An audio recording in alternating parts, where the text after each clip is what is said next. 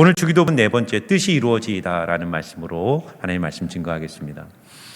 지난주 대한민국은요 큰 슬픔에 빠졌습니다. 이태원 참사를 통해 참 많은 젊은이들의 생명이 참 희생을 당하고 또 고통을 당하는 가운데 그 희생자의 부모님들이 얼마나 많은 슬픔 가운데 있을까 생각하게 됩니다. 하나님은 우는 자들과 함께 울라고 말씀하셨습니다. 여러분들 우리 희생자들과 또 유가족들을 위해서 많이 기도해 주시고 또 그들의 마음속에 주님의 위로와 샬롬이 임할 수 있도록 여러분들 함께 그 고통에 참여해 주시면 좋겠습니다. 오늘 저는 말씀을 준비하면서 아마 여러분들도 같은 고민을 하게 될 거라고 생각해요. 우리가 인생을 살면서 이런 비극적 사건들을 경험할 때마다 우리 마음속에 일어나는 질문들이 있어요. 이 사건을 통한 하나님의 뜻은 무엇일까? 정말 하나님이 전능의 하나님, 사랑의 하나님이라면 수백 명의 젊은이들이 길거리에서 죽어갈 때 하나님은 침묵하셨을까? 하나님은 정말 살아계시는 것일까? 그런 질문을 던지게 됩니다. 우리는 지난주에 말씀 사경회를 통해 귀한 말씀을 들었어요. 그 말씀 중에 가장 중요한 말씀은 예수님과 함께 하나님의 나라가 이 땅에 시작되었다는 말씀이었어요. 그리고 성도는 그 예수님과 함께 시작된 하나님의 나라를 살도록 부름을 받은 존재라는 것이죠. 그런데 이런 말씀을 들을수록 우리의 현실과 너무나도 다른 괴리감 속에서 우리는 질문을 갖게 되는 거예요. 하나님의 나라가 이 땅에 임했다고? 예수님이 이 세상을 좀 통치하신다고? 그런데 왜 세상은 이렇게 지옥 같을까? 하나님이 살아계신다면 왜 세상에는 불의와 전쟁과 비극과 악과 그런 이 세상에 이해할 수 없는 수많은 고통들이 이 세상은 여전히 범람하고 있을까? 그러면서 여러분, 많은 그리스도인들이 그런 신앙적인 생각과 현실의 괴리감 속에서 세상을 어떻게 바라보냐면 이런 시각을 갖게 되는 겁니다. 세상은 브레이크가 고장난 버스, 그래서 절벽을 향해 질주하고 있는, 언젠가는 절벽에서 떨어져서 완전히 깨어지고 부서질 이 세상이라고 생각합니다.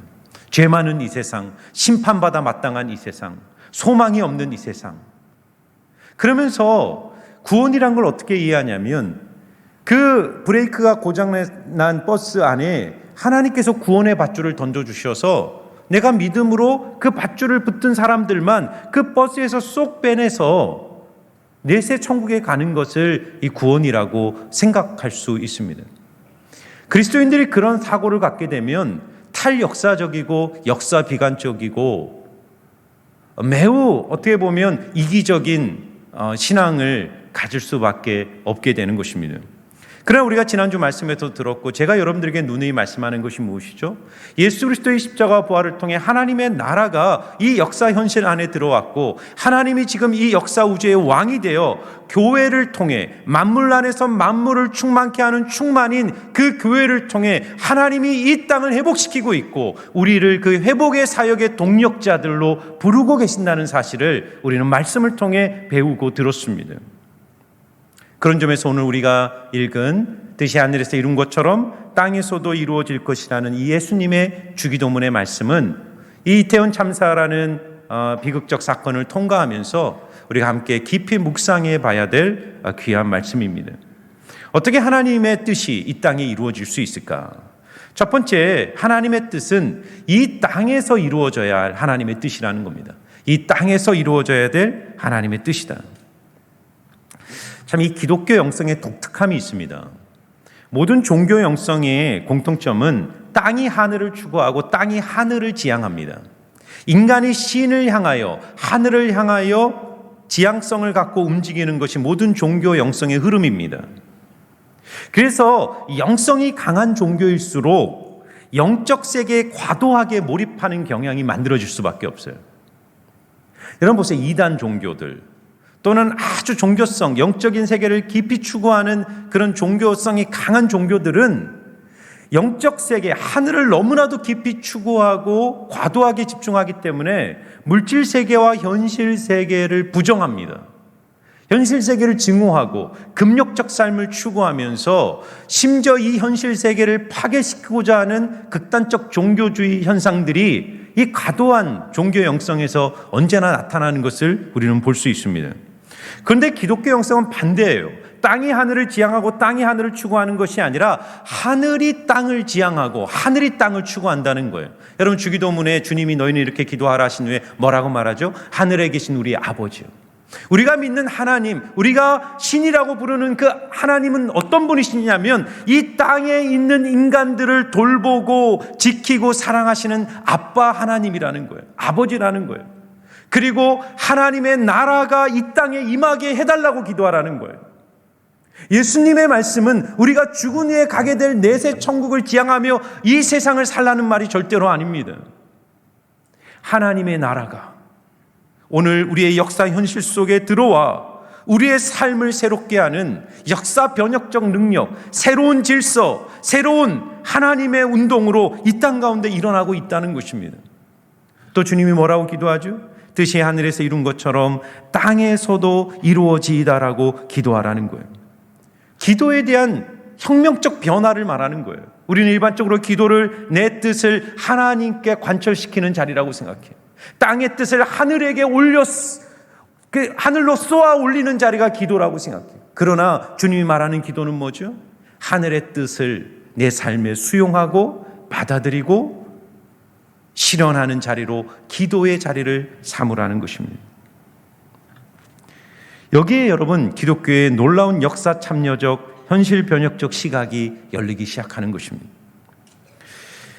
여러분, 왜 이태원 참사와 같은 이런 비극적 사건들이 이 우리의 역사 현실 안에는 끊임없이 일어나고 있을까요?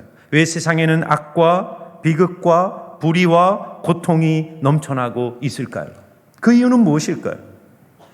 예수님이 마태복음 5장의 산상수훈을 시작하면서 교회와 그리스도인을 향해 너희는 세상의 소금이요 세상의 빛이라고 말씀하셨어요. 여러분, 이 말씀을 잘 묵상해 보세요. 예수님이 우리를 향해 너희가 세상의 소금이다, 세상의 빛이다라고 말했을 때 그 의미는 무엇인가요? 세상이 어둡고 세상이 부패하는 원인, 그 원인은 세상의 탓이 아니라는 거예요. 세상은 어쩔 수 없이 어두워지고 세상은 어쩔 수 없이 부패하기 때문에 그 세상의 빛과 소금으로 교회와 그리스도인을 두셨는데 그 빛을 등경 아래 감추어 놓고 그 소금이 맛을 잃기에 세상은 신음하고 고통을 당하는 것 아니냐라고 주님이 우리에게 묻는 거예요.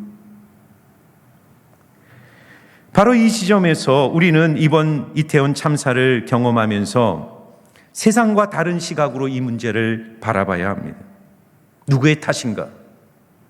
저는 분명히 이 문제에 대해서 정직하게 정부가 스스로 직면하고 다시는 이런 일이 재발되지 않도록 국가 시스템을 정비하고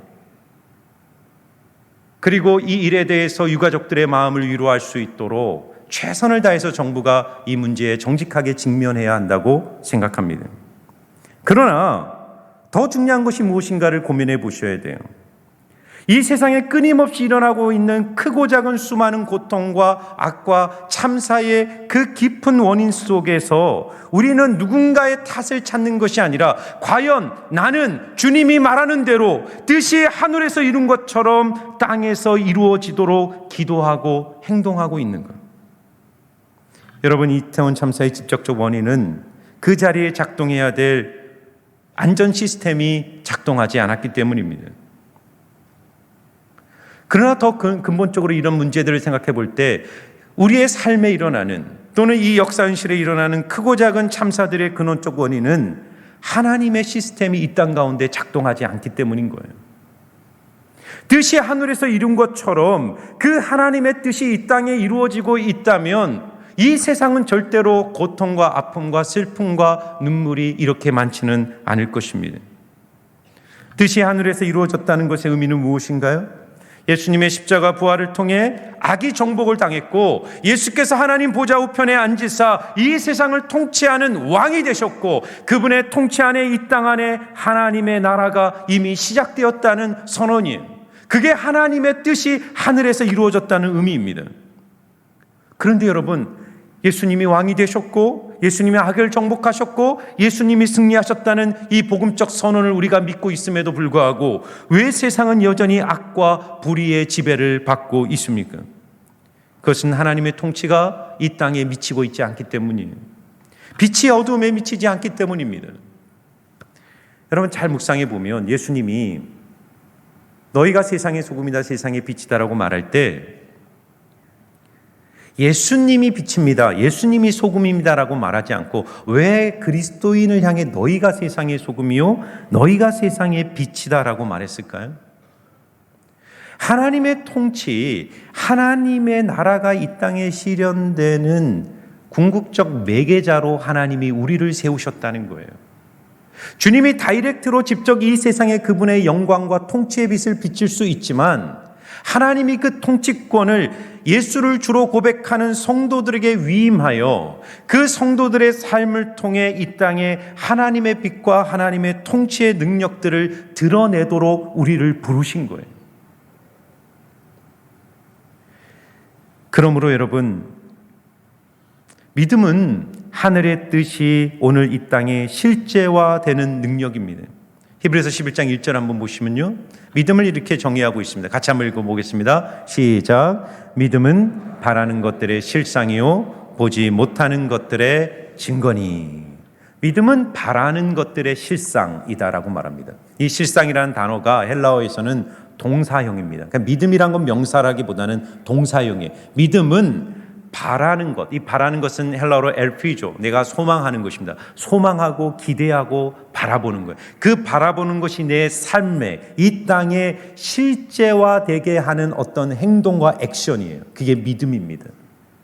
그럼 여기서 정말 던져야 될 중요한 질문이 이거예요. 바라는 게 뭘까? 믿음은 바라는 것들을 내 삶에 이 땅에 현실화시키고 실제화시키는 행동과 삶의 방식이라면 우리가 바라봐야 되는 바라는 것이 무엇일까? 많은 분들이 이것은 내가 바라는 나의 뜻이라고 생각해요. 내 뜻, 내 소원, 내 강구, 내 욕망을 이루는 도구로 믿음을 생각하는 거예요. 그렇지가 않습니다. 여러분 히브리서 11장을 읽어보세요. 그 11장 1절과 2절의 믿음을 정의 내린 후에 믿음의 선조들의 이야기들이 쭉 펼쳐져요. 믿음의 사람 아브라함부터 초대교회 고난과 핍박을 받았던 모든 성도들의 삶을 나열하면서 그들이 믿음 안에서 구하고 바라봤던 것이 무엇일까? 그들의 뜻이 아니에요. 나의 뜻이 아닙니다. 하늘의 뜻입니다. 하나님이 바라는 것, 하나님이 예수 그리스도 안에서 그분이 우리의 삶과 이 역사 안실 안에서 이루고자 하는 그분의 목적, 그분의 구속의 역사, 그분의 은혜가 우리가 바라는 거예요. 믿음으로 그것을 붙들고 그것을 바라볼 때 바로 우리의 믿음을 통해 이 땅 안에 하나님의 구속의 은혜가 회복되고 깨어지고 부서진 세상 속에 하나님의 뜻이 이루어지는 놀라운 기적의 통로로 하나님이 우리를 사용하시는 것입니다. 그러므로 여러분, 말씀을 공부하셔야 돼요. 말씀을 모르는데 하나님이 오늘 내 삶과 이 역사 안에서 이루고자 하시는 하나님의 목적과 뜻이 무엇인지 우리가 어떻게 알겠습니까? 그러니까 말씀이 없으니까 성도들의 마음을 채우는 것이 자신의 욕망과 자신의 뜻밖에 없는 거예요. 기도는 내 뜻을 붙들고 하나님께 나가는 것이 아니라 말씀 안에서 오늘도 나를 찾아오시고 내게 말씀하시는 하나님의 뜻을 온 마음으로 받아내는 자리예요. 그렇기 때문에 여러분, 두 번째, 이 하나님의 뜻은 반드시 자기 부인을 통해서만 이루어지는 하나님의 뜻이라는 것입니다. 여러분, 역사상 가장 위대한 기도는 예수님이 가르쳐 주신 주기도문입니다. 역사상 가장 위대한 기도의 순간은 예수님이 십자가에 달려 죽기 전날 밤 겟세마네에서 기도하셨던 겟세마네의 기도일 것입니다. 예수님은 십자가 전날 밤 땀방울이 핏방울이 되도록 밤이 새며 3번이나 하나님께 간절히 기도합니다. 주기도문은 예수님이 가르쳐 주신 기도니까 그것은 예수님이 했던 기도라기보다는 우리에게 알려주신 기도의 샘플이죠. 그러나 겟세마네 기도에서 예수님은 정말 자신의 전 존재를 담아 혼신의 힘을 다해 하나님께 밤이 새도록 기도해서 무엇을 위해서 기도하셨을까? 예수님은 그 밤 무엇을 기도하셨을까? 우리가 읽은 마태복음 26장 39절을 보면 예수님이 기도했던 기도의 과정과 결론이 나와 있어요. 한번 읽어볼까요? 마태복음 26장 39절입니다. 같이 한번 읽습니다. 조금 나아가사 얼굴을 땅에 대시고 엎드려 기도하여 이르시되 내 아버지여 만일 할만하시거든 이 잔을 내게서 지나가게 하옵소서. 그러나 나의 원대로 마옵시고 아버지의 원대로 하옵소서. 아멘. 기도의 과정이 나옵니다. 예수님은 그 긴 밤 땀방울이 핏방울이 될 정도로 무엇을 위해서 기도하셨나요? 얼마나 많은 기도를 했겠습니까? 그런데 그 기도를 한마디로 요약해서 그 기도의 과정에 주님은 할 수만 있으면 이 잔을 내게서 옮겨 주시옵소서라고 기도했다는 거예요. 여러분, 이게 대단히 충격적인 진술이죠. 왜냐하면 생각해 보세요. 성경에서 잔이라는 것, 이 잔이라는 것은 하나님의 뜻이에요.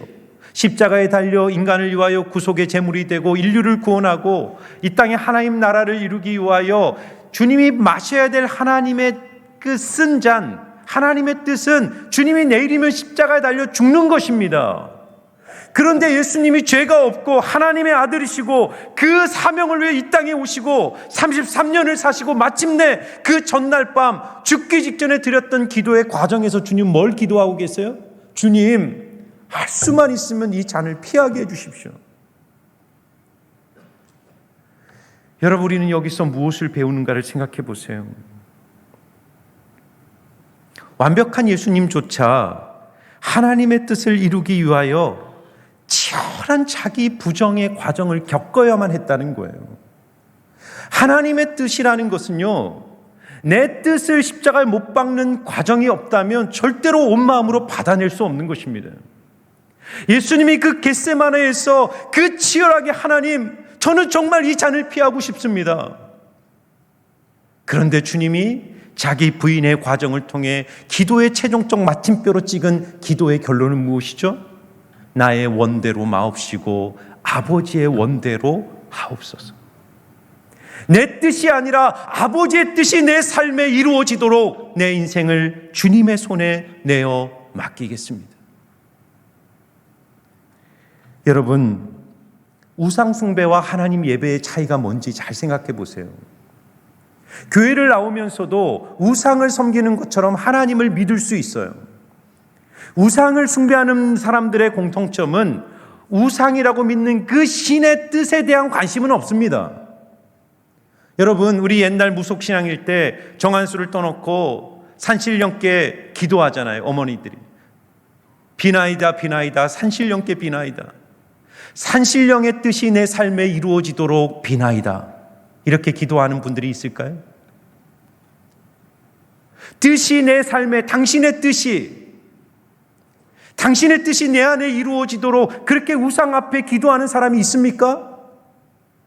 세상에 어떤 우상 숭배자도 신의 뜻을 받드는 우상 숭배자는 없어요. 다 자신의 욕망, 자신의 뜻, 자신의 생각을 신 앞에 올려드리고 그 신에게 그 뜻을 강요하는 것 아닙니까? 그런데 우리가 진짜 하나님을 만나고 내가 거듭나고 생명의 밥이신 예수 안에서 내가 살아나 하나님의 통치가 내 삶에 일어나면 그의 인생에 나타나는 가장 중요한 변화는 뭐냐면 그가 이제 하나님의 뜻을 찾기 시작한다는 거예요. 하나님의 뜻을 찾고 하나님의 뜻을 구하고 하나님의 뜻을 이루는 것을 그 인생의 가장 중요한 목적으로 붙들기 시작하는 거예요. 그리고 그의 삶에 거룩한 투쟁이 시작되는 것입니다. 예수님이 말한 것처럼 누구든지 나를 따라오려거든 날마다 자기를 부인하고 자기 십자가를 지고 나를 따르라고 말씀하신 그 의미가 뭘까요? 오늘 우리가 져야 될 십자가가 뭐죠? 오늘 우리가 부인해야 될 자기 십자가와 자기 부인이 뭐죠?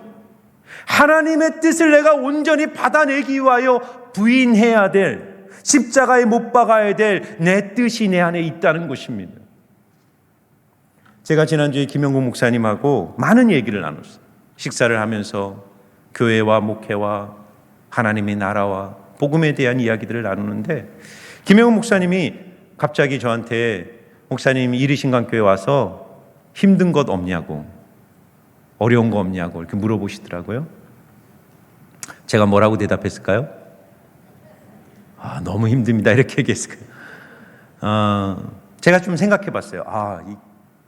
제가 생각해 보니까요, 힘든 게 없어요. 솔직하게. 제가 이민교회에서 목회하던 목회 환경과 지금 이리신강교회 와서 목회 환경을 비교해 보면 너무 좋습니다. 함께 협력하시는 우리 교육자들, 직원들, 또 당의 장로님들, 안수집사님들, 권사님들, 우리 모든 성도님들, 너무나도 좋은 영성에서 잘 훈련을 받은 분들과 함께 하나님 나라를 위해서 함께 이렇게 사역하고 일하는 것에 너무 감사하고 기뻐요. 어려운 게 없습니다. 삶의 환경과 조건도 너무 좋아졌어요. 그런데 제가 목사님께 뭐라고 대답했냐면, 목사님, 힘든 게 한 가지 있어요. 힘듭니다. 뭐가 힘드냐면 목회자로서의 목회적 동기와 열정을 내 안에 지켜내는 싸움이 너무 어렵습니다. 입으로는 하나님의 뜻대로 목회해야 된다라고 그렇게 끊임없이 말하고 이야기하지만 내 안에 인간적 욕망, 인간적 생각으로 내 안에 그 순수한 목회적 동기들이 자꾸 무너지는 것을 발견합니다. 여러분, 성도의 싸움은 자기와의 싸움이에요. 내 안에 있는 내 뜻을 얼마나 십자가에 못 박고 주님의 뜻을 내 인생에 받아내느냐가 우리의 삶의 성패를 결정하는 거예요. 여러분, 진짜 성공이 뭐죠? 진짜 행복이 뭐죠? 하나님의 뜻을 이루는 삶이 아니겠습니까? 세상은 내 뜻을 이루고 내 소원을 이루고 내 욕망을 이루며 사는 삶, 그래서 수단과 방법을 가리지 않고 죄와 타협하며 세상의 길을 가며 자기의 욕망을 이루는 것이 행복이고 성공이라고 말하지만, 우리 그리스도인들은 그런 세상 속에서 자기를 부인하고 내 뜻을 내려놓고 나를 통해 하나님의 뜻이 이루어질 때 비로소 그의 삶은 진짜 성공한 것이고 행복한 것이라는 고백이 저와 여러분의 삶에 날마다 넘쳐나기를 주의 이름으로 축원합니다. 마지막으로요, 그렇기 때문에 우리는요, 이 하나님의 뜻을 깨닫고 자발적 순종을 통해 이루어지는 하나님의 뜻에 우리가 날마다 나가야 됩니다. 하나님의 뜻은 자발적 순종을 통해 이루어지는 하나님의 뜻입니다. 여러분, 예수님이 주기도문을 가르치면서 하나님 나라가 임하게 하오시며 뜻이 땅에서도 이루어지다라고 말씀하셨을 때 이 두 가지의 연결고리를 잘 생각해 보세요. 하나님의 나라는 하나님의 통치를 의미합니다. 세상적 개념에서 통치란 힘의 논리에 의한 지배력이에요. 그게 뭐 공산국가든 이슬람 국가든 또는 민주국가든 모든 통치 개념에서는 힘의 논리가 작동합니다. 힘을 통해서 어떤 대상들을 지배하고 통제하고 다스리는 것을 우리는 통치라고 말해요. 네팔 선교를 한 적이 있어요. 청년들과 함께 네팔에 갔을 때 네팔 선교를 했는데, 제가 그 당시 갔을 때는 국왕이 그 나라를 다스리고 있었어요.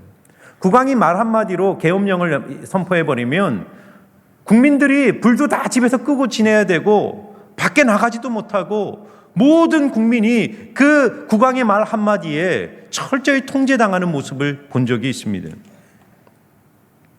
여러분, 하나님의 뜻은 어떻게 이 땅에 이루어질까요? 하나님의 통치, 하나님의 나라는 오늘 우리의 삶에 어떻게 이루어질까요? 하나님은 인격적인 분이에요.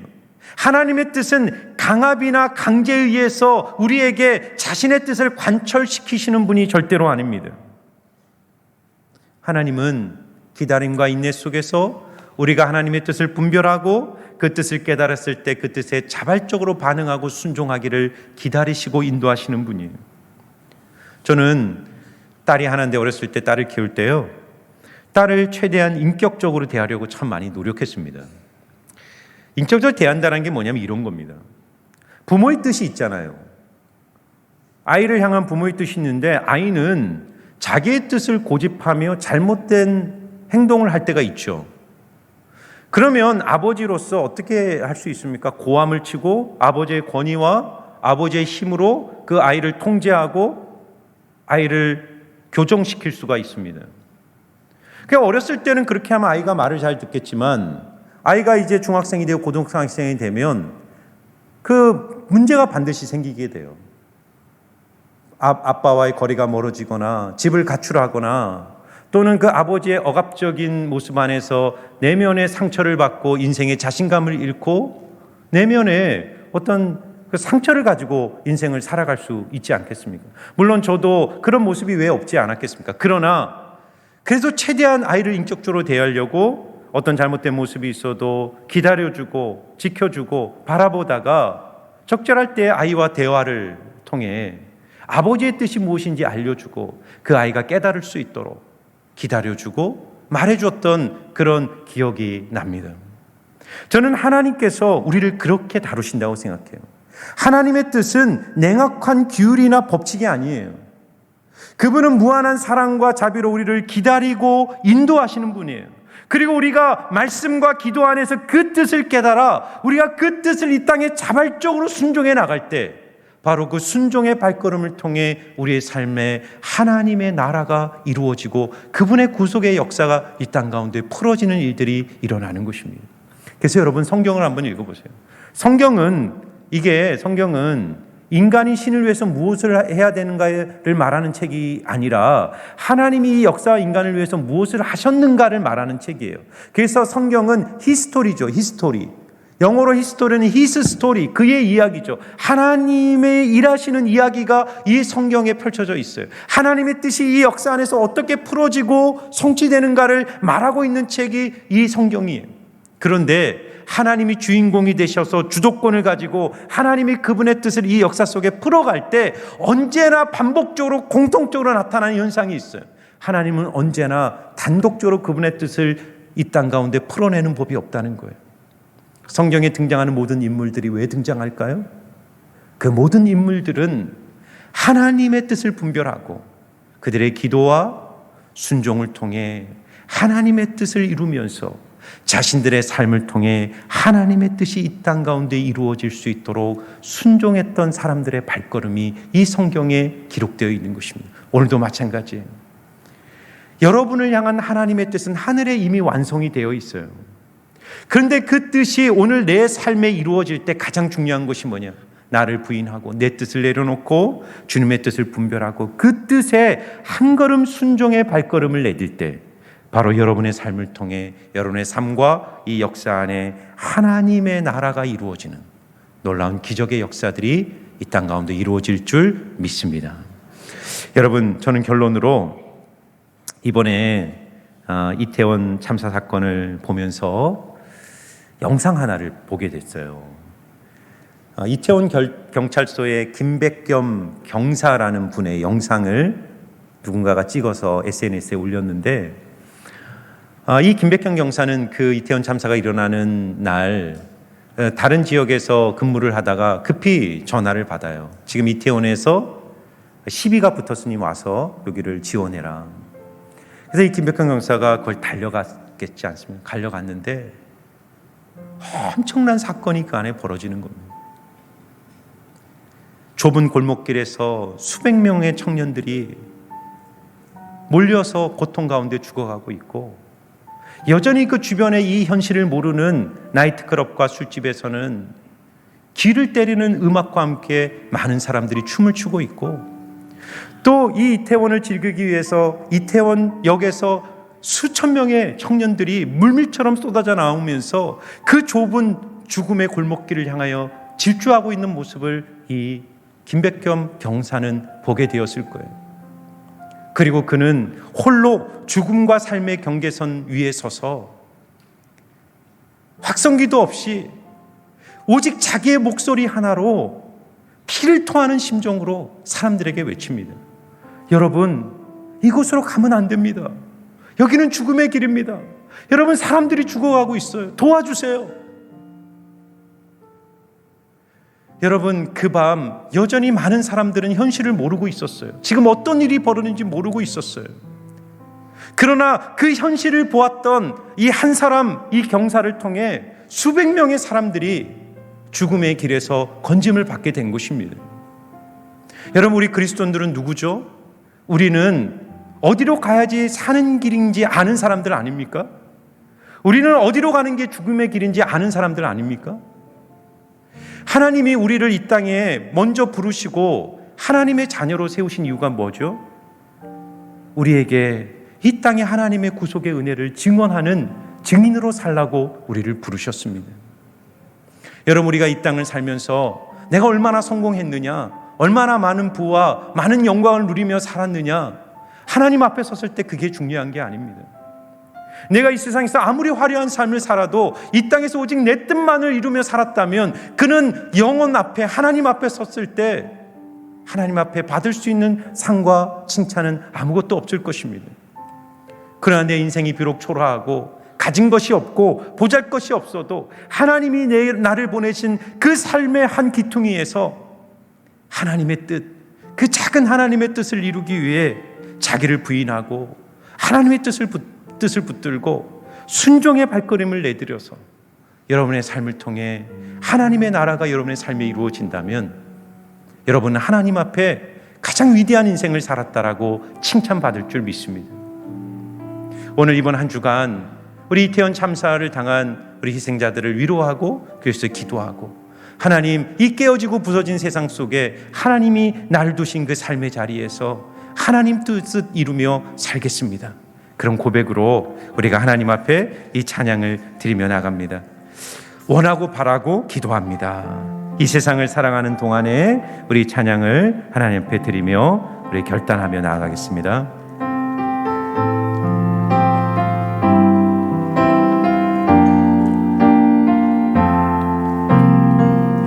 세상을 살아가는 동안에 나의 힘을 의지할 수 없으니 나의 힘을 의지할 수 없으니 기도하고 낙심하지 말 것은 주께서 참 소망이 되심이라. 주의 길을 걸어가는 동안에 주의 길을 걸어가는 동안에 세상의 것 의지할 수 없으니 감사하고 낙심하지 말 것은 주께서 참 기쁨이 되심이라. 하나님의 꿈이 나의 비전이 되고 예수님의 성품이 나의 인격이 되고 성령님의 권능이 나의 능력이 되길 원하고 바라고 기도합니다. 하나님의 꿈이, 우리 두 손 들고 꿈이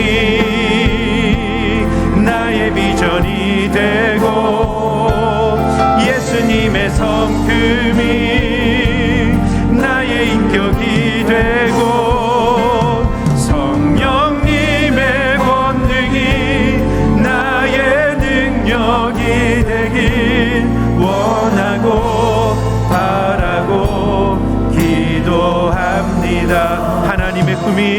하나님의 꿈이 나의 비전이 되고 예수님의 성품이 나의 인격이 되고 성령님의 권능이 나의 능력이 되길 원하고 바라고 기도합니다. 자, 우리 같이 기도할 때 우리 이태원 참사를 통해 사랑하는 아들, 딸을 잃은 우리 부모님들 그 가정을 위해서 한번 기도했으면 좋겠습니다.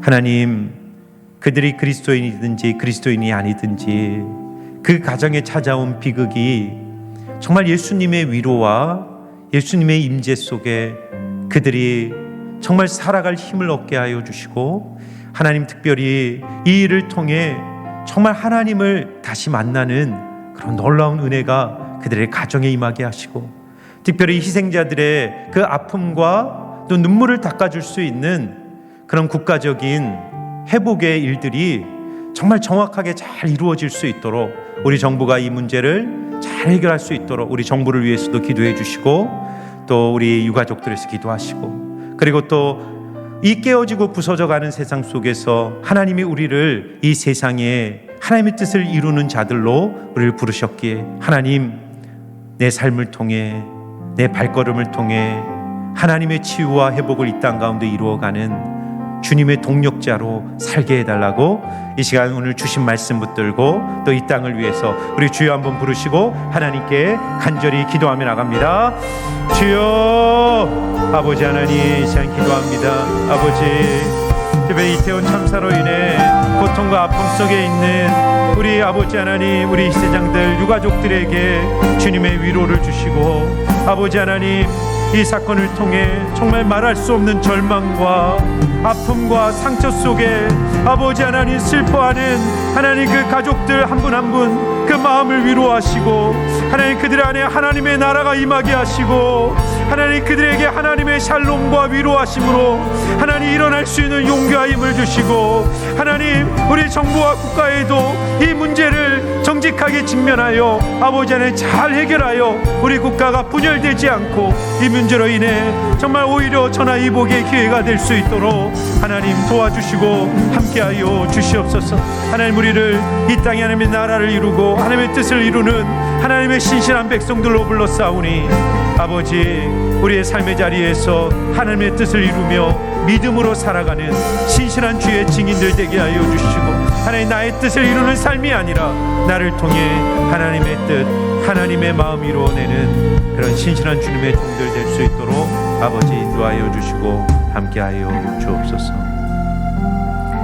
하나님, 예수님은 우리를 위해서 십자가에서 죽으시고 부활하셔서 왕이 되셨고 이 땅에 하나님의 통치와 다스림이 시작되었음을 우리는 성경을 통해 믿음으로 선포하지만 여전히 이 세상은 깨지고 부서지고 아파하고 신음하며 고통 가운데 있습니다. 주님, 특별히 이번 주에 인생의 큰 비극을 당한 우리 가족들을 위로하여 주시고, 하나님 그들의 마음속에 주님의 위로와 소망과 샬롬을 부어 주시옵소서. 하나님, 우리를 이 세상의 빛이 되라고, 소금이 되라고, 그리고 이 땅에 하나님의 뜻을 이루며 살라고 우리를 먼저 구원하셨습니다. 하나님, 내 뜻을 앞세우는 인생으로 살지 않게 하시고 주님의 뜻이 무엇인지 말씀과 기도 가운데 날마다 분별하고, 주님의 뜻이 깨달아졌을 때는 기꺼이 내 뜻을 주님 앞에 내려놓고 그 뜻을 이루어가며 살아갈 수 있는 용기와 믿음을 주셔서 우리 성도님들의 삶이 가는 곳마다 성도님들의 삶을 통해 하나님의 나라가 회복되고 하나님의 뜻이 이루어지는 놀라운 기적들이 이루어질 수 있도록 축복하여 주시옵소서. 감사를 드리며 예수님 이름으로 기도하옵나이다. 아멘.